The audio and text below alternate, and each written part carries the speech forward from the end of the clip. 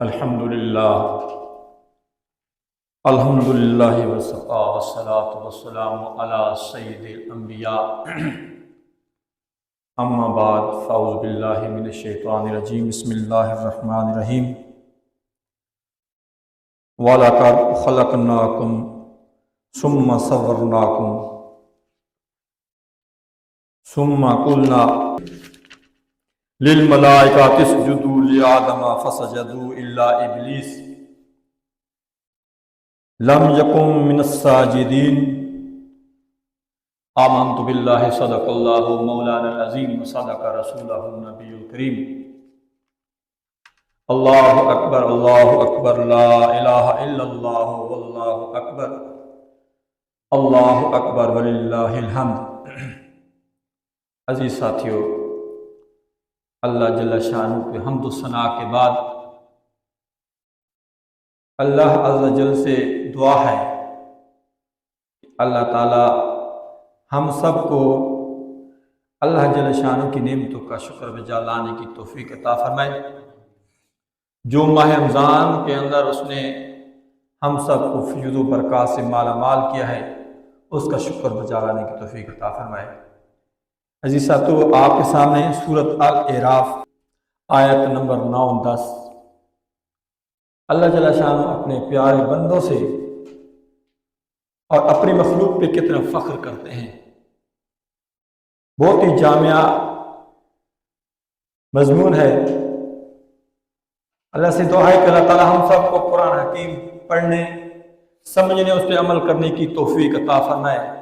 تمام سامعین سے گزارش ہے کہ بڑے غور کے ساتھ، توجہ کے ساتھ سننے والی باتیں ہیں۔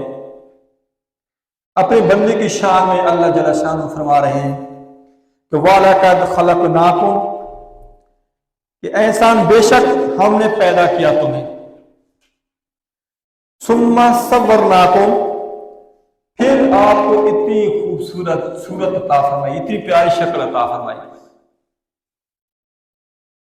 ثُمَّ قُلْنَا لِلْمَلَائِكَةِ اسْجُدُوا لِآدَمَ، سبحان اللہ۔ اور پھر کیا فرمایا؟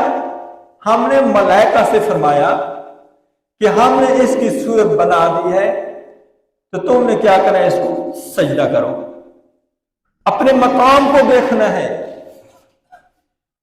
18,000 مخلوقات میں سے اپنے آپ کو اشرف المخلوقات ہونے کا سبب اور اللہ جل شانہ کا انسان پر، بندے پر اپنا فخر کہ جس وقت میں نے انسان کو بنا دیا، وَلَقَدْ خَلَقْنَاكُمْ، کہ بے شک ہم نے آپ کو پیدا کر دیا، ثُمَّ صَوَّرْنَاكُمْ، پھر تمہیں پیاری خوبصورت شکل عطا کر دی، اور پھر تیسرا کیا کر دیا؟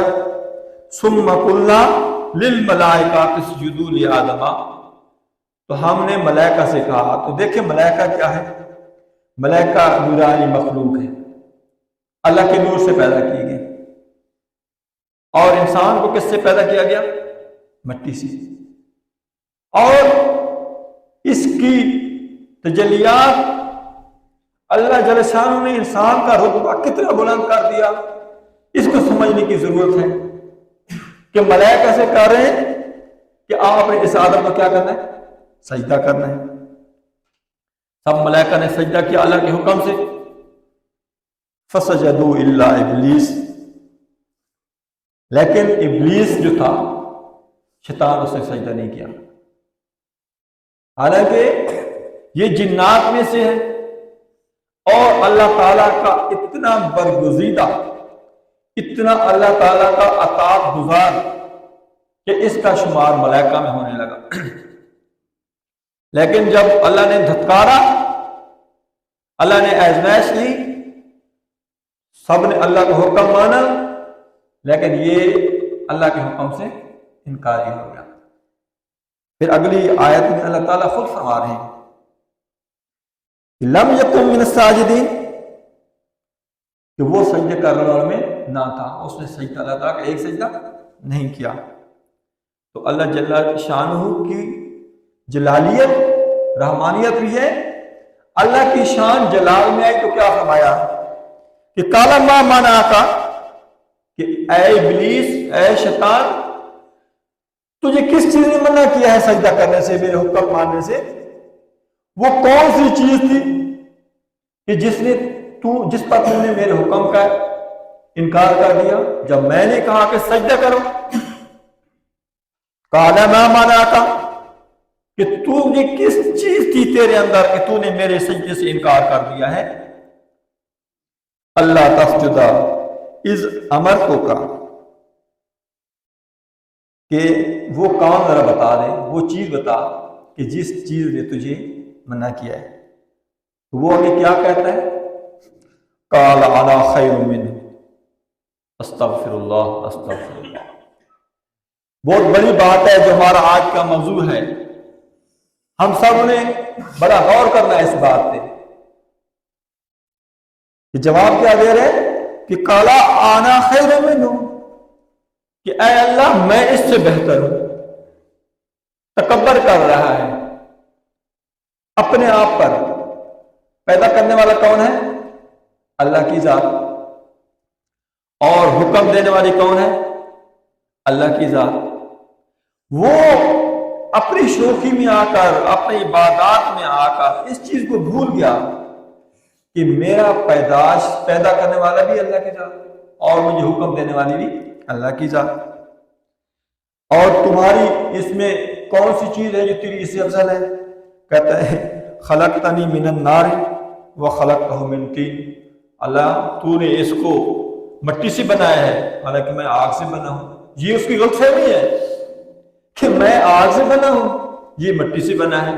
یہ بھی تکبر، اس کی اپنی عنایت تکبر کے اندر۔ تو اللہ تعالیٰ نے کیا فرمایا کہ اے منحوس، تو نے تکبر کیا ہے میرے بنانے پہ، وہ تو میں جانتا ہوں۔ میں نے ملائکہ کو اپنے نور سے بنایا اور اپنے نور سے بنا کر اس کو سجدے کا حکم دیا۔ یہ مٹی سے بنا ہوا ہے، اس کو سجدہ کر رہا ہے، اور تو آگ سے بنا ہوا ہے اور سجدے سے انکار کر رہا ہے۔ قال فاہبط منہا، بڑا سخت حکم دیا۔ اللہ فرمایا اتر جا یہاں سے، نکل جا یہاں سے۔ فما یکون لک ان تتکبر فیہا فخرج، کہ یہ مناسب نہیں ہے تیرے لیے کہ تو غرور کرے، تکبر کرے یہاں میرے ہاں رہتی ہے، بس تو نکل جا یہاں سے۔ اللہ تعالیٰ نے اس کو دھتکار دیا، اتنا زیادہ عبادت گزار بندگی کرنے والا، لیکن اللہ نے کہا کہ تو نے میرے سجدے سے انکار کیا ہے، ایک سجدے سے انکار کیا ہے، لہذا تو ادھر سے نکل جا۔ اور دیکھیں ایک تو اس سے غلطی ہو گئی، اور پھر اب غلطی سے غلطی کیا کر رہے ہیں؟ انک من الصاغرین، کہ بے شک تو ذلیلوں میں ہو گیا۔ اللہ کا سو تو ذلیلوں ہو گیا، یہاں سے نکل جا۔ تو پھر آگے کیا غلطی کر رہے ہیں؟ قال انظرنی الی یوم یبعثون، تو آگے مزید اللہ سے کہنے لگا یا اللہ مجھے تو مہلت دے دے اس دن تک کہ جب تک تو ان کو قبروں سے دوبارہ اٹھائے۔ پھر اللہ کو چیلنج کر رہا ہے، غلطی پہ غلطی۔ ایک تو سجدہ نہیں کیا، غلطی کر دی، پھر اللہ جل شانہ کو چیلنج کر رہا ہے کہ تو مجھے مہلت دے دے کہ یہ جن کی وجہ سے تو نے مجھے دھتکارا ہے، قبروں تک مجھے مہلت دے کہ میں بھی ان کو بھٹکاؤں گا، ان کو رلاؤں گا، ان کو ورگلاؤں گا تیرے در سے پہ جھکنے کے لیے۔ قال انک من المنظرین، تو اللہ تعالیٰ نے اس کو اس چیز کی اجازت دے دی کہ ٹھیک ہے جا، تجھے اجازت ہے، لیکن جو میرے خاص بندے ہیں وہ تیرے ورگلانے میں نہیں آئیں گے۔ قال فبما اغویتنی لأقعدن لهم صراطک المستقیم، تو وہ شیطان کہنے لگا کہ اس وجہ سے کہ تو نے مجھے ان کی وجہ سے ذلیل کیا، اپنی رحمت سے مایوس کیا، لأقعدن لهم، تو میں ان کی طاق میں بیٹھوں گا، میں ان کی طاق میں بیٹھوں گا، ان کو گمراہ کرنے کے لیے، ان کو سیدھے راہ سے بھٹکانے کے لیے۔ ثم لآتینہم من بین ایدیہم، پھر میں ضرور آؤں گا ان کے پاس ان کو بہکانے کے لیے، ومن خلفہم، اور ان کے پیچھے سے، وعن ایمانہم، اور ان کے دائیں سے، وعن شمائلہم اور ان کے بائیں سے ولا تجد اکثرہم شاکرین اور تو نہ پائے گا ان کو اکثر شکر گزاروں میں سے۔ ہمیں یہ بڑے غور طلب بات ہے، وہ ادھر اللہ کو چیلنج کر رہے ہیں اور ساتھ یہ کہہ رہے ہیں کہ میں ان کو ہر لحاظ سے برگلاؤں گا، ان کو ان کی تیری نعمتوں کا شکر کرنے کے لیے ان کے تکبر، ان کے اندر حسد، ان کے اندر غیبت، یہ ساری چیزیں پیدا کر دوں گا۔ اور شیطان نے صرف ایک سجدہ نہیں کیا، دوسرا کیا، کس وجہ سے نہیں کیا سجدہ، اس کے اندر کیا گیا، تکبر آ گیا اس چیز سے کہ میں بہت بڑا ہوں، میں آگ سے بنا ہوں، یہ مٹی سے بنا ہے۔ اور حسد کس کے ساتھ کر رہے ہیں؟ انسان کے ساتھ، کہ اس انسان کو اشرف مخلوقات بنایا حالانکہ میں بہت برگزیدہ ہوں۔ یہ چیزیں اللہ تعالیٰ کو اتنی زیادہ ناپسند ہیں کہ صرف ایک چیز کی وجہ سے اس کو روکا، پھر اس نے چیلنج کیا کہ میں تیرے بندوں کے اندر یہ چیزیں پیدا کروں گا۔ آج ہم نے اپنا محاسبہ کرنا ہے عزیز ساتھیو، اس بڑے برکت والے دن کے اس میں خدا نہ خواستہ کیا ہمارے اندر کہیں وہ شیطان والی تکبر تو نہیں، وہ ریا تو نہیں، ہم کسی سے حسد تو نہیں کر رہے؟ یہ ساری باتیں بڑی ہی قابل غور ہیں۔ آج کا دن شکر بجا لانے کا دن ہے۔ اللہ جل شانہ نے اپنے مومن بندے پر جو انعام و اکرام کیا ہے، ایسی ایسی نعمتیں عطا فرمائی ہیں۔ ماہ رمضان کے اندر ہم پہلے پڑھ چکے ہیں، پہلا عشرہ رحمت کا عطا کیا، پھر پورا عشرہ مغفرت کا عطا کیا، پھر تیسرا عشرہ تمام بخشش ہی بخشش کا، اور پھر جو رات گزری لیلۃ الجائزہ جس پہ اللہ جل شانہ ملائکہ پر فخر کرتے ہیں کہ اے ملائکہ میرے بندوں کو دیکھو۔ ان بندوں پر جس وقت آپ یہ کہہ رہے کہ یا اللہ جب اس کو تو پیدا کرے گا تو یہ تو زمین کے اندر خون خرابے کرے گا، فساد کرے گا، لیکن آج میرے بندے کو دیکھو کہ میرے بندوں نے، میرے مومن بندے نے میری بندگی کا حق ادا کر دیا ہے۔